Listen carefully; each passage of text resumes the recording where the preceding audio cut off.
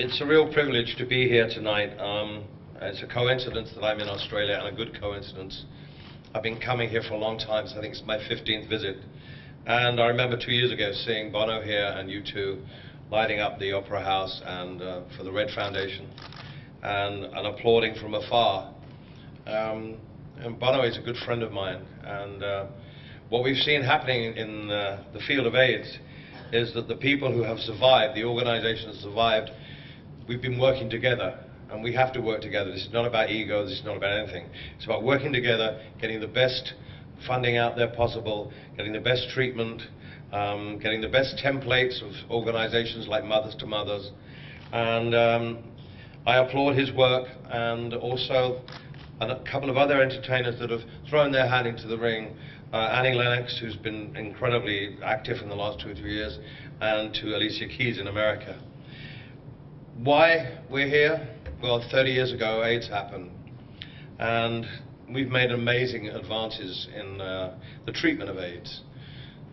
2 weeks ago, my friend Freddie Mercury, 20 years ago, 2 weeks ago, Freddie Mercury died. And I saw him struggle with what was the most appalling carposis and painful and hideous things to look at. 2 years on, he would have been still alive. That's the cruelty of this disease. We lost so many people so quickly, and then we developed drugs that kept people alive. When I started my foundation in America, which will be 20 years ago, 20 years next year, we were delivering meals. It was direct care. We were delivering meals, buddy systems, medicine, whatever. And of course, the landscape has changed so incredibly with the advent of new medicines. People who had no hope now have complete hope. And the amazing thing with this new medicine, the antiretrovirals, you have a 96% chance of not passing on the infection to your partner or to whatever, to the person, if you are on antiretrovirals. That's an amazing statistic. It's not a cure, but it's almost a cure. And it's an amazing statistic that, especially in South Africa, where you see the mothers who are determined not to pass AIDS on to the next generation, and the young people, the teenagers, who are determined to live in an AIDS-free generation. I was in Kiev recently, talking to girls who are mothers and pregnant, who are on the street, homeless. And they're not bitter about their situation, they just don't want to pass HIV on to their children. They want an AIDS-free generation. And of course, that's what we want to. Someone mentioned 2015, 0 infections by then. I don't think that's impossible to achieve. But what we have to do is, we've got this disease really by the scruff of the neck, but we cannot loosen that grip that we have on it. If governments start backing out and stop funding, then the epidemic will start to balloon again, because AIDS is a baffling disease. It's very cunning, it reinvents itself. What we've got to do, starting tomorrow in America with President Obama, hopefully, is to find a new war on AIDS, to fight a new war, to get the funding necessary to actually kill this disease once and for all. It's incredibly important, but we need to do that. We can't let go now. It's imperative that we seize this opportunity where the end is maybe in sight, to keep going. And I know that all of us in this room would want nothing more than for us not to be here anymore, okay? We don't need to be here in the opera to light the Opera House on World AIDS Day. It'd be great if there's no World AIDS Day. That's not going to happen for a while, but it's possible that it's not going to happen. We've never been able to say this before, but we need the confirmation and the backing of global governments to say once and for all, the Chinese, the Asians, the Indians, the Africans, the Europeans, the South Americans, the Canadians, the Australians, and so forth, let's get rid of this disease when we have the chance to. And we do have the chance. We just have to come together now and do this final push. The thing that dismays me about the AIDS epidemic is that 30 years ago, it was the most stigmatized disease that you could possibly find in the world. It was a faggot's disease. Oh, let them die. You know, that's what the Reagan administration did in America. They said they couldn't care less about it until a young boy called Ryan White became infected with AIDS because he was a hemophiliac and he got it through a blood transfusion. That's when I became interested. I was in a drug-induced haze. I was losing friends right, left and centre, but I did nothing. I didn't act with Larry Kramer. I didn't march with him for ACT UP. I was a self-obsessed drug addict who, until I got to grips with myself and got involved with Ryan White's life and the situation that it was in, I really did nothing.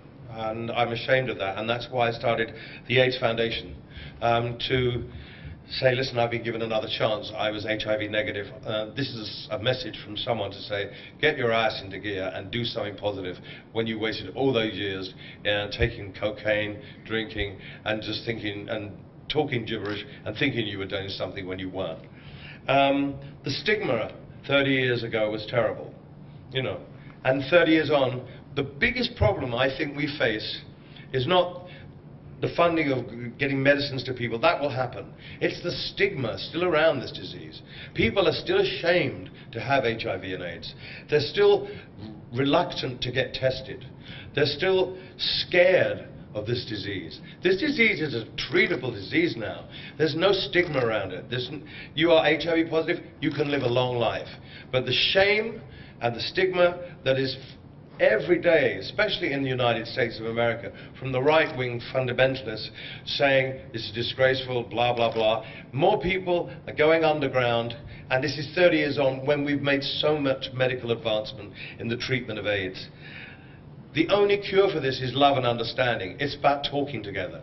It's about, like here, we have two people on opposite sides of the bench in the Australian Parliament talking together and doing something constructive. That's not happening in America. It's not happening at all. The right just won't talk to the left won't talk to the right, or they try to, and the right just wash the floor with them. This has got to stop. We have to have dialogue about AIDS. We have to get rid of this stigma. We have to have love and compassion. When Ryan White died, during his life, he was never complained about what he had. He only wanted to inform people about AIDS. You know, he was expelled from school. They tried to torch his home. He wasn't bitter. His family weren't bitter. They had an incredibly, in inverted commas, Christian attitude. They wanted compassion. They wanted to forgive people. They wanted to get rid of the ignorance associated with this disease. If we can do this, if we can destigmatize this disease once and for all, we are really going to beat this disease. But it's a shame that this is happening. I don't know if it's happening in Australia because I don't have any facts and figures to back me up. But I know that it's happening in Britain, I know it's happening in Europe, and I know that it's happening in America. So-called intellectual countries that know all about AIDS and have all the information. It's still being driven underground in some situations, which is tragic, and it's wrong, it's ignorant, and it's disgusting. And people with HIV need to feel proud of themselves. They don't need to feel stigmatized. I know if you think you get HIV and you think, oh God, I've made a fool of myself, I've had unsafe sex, blah, blah, blah. But, you know, we're all human. There's no human, it's inhumane, rather, to treat people like this, to drive them underground, to make them feel ostracized like lepers. And I'm 30 years on, this is still happening. My main beef is about this.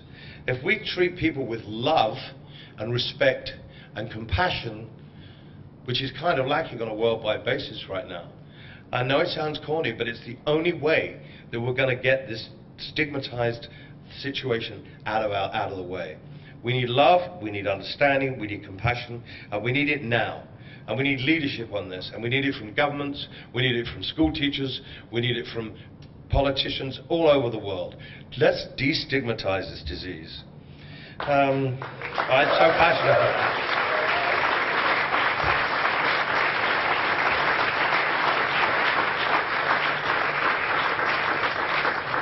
It's not a gay disease anymore. The leading killer of women in childbirth age from 18 to 40 in the world is not cancer, it's not heart disease, it's AIDS.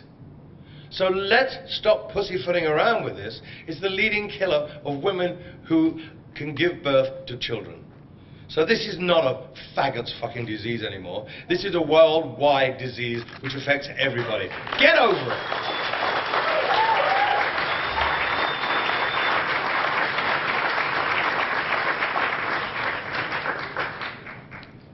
Having ranted about that, slightly, no, I mean, as you go older, you get older, and I'm getting older, you just see that you need more love and compassion and understanding.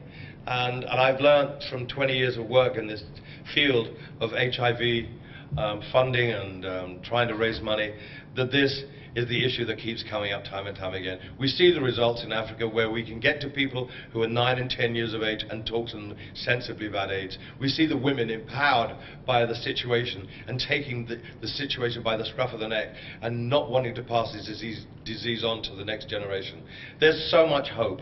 I go around and I visit situations and projects that we fund, and you come away and you think, God, the human spirit is so incredible. It's so brave. These poor kids on the street in Kiev, 200,000 of them, and the girls that are pregnant, they're not moaning about their situation. They live without heat, without sanitation, without access to health, and all they want to do is have their kids not to live with AIDS.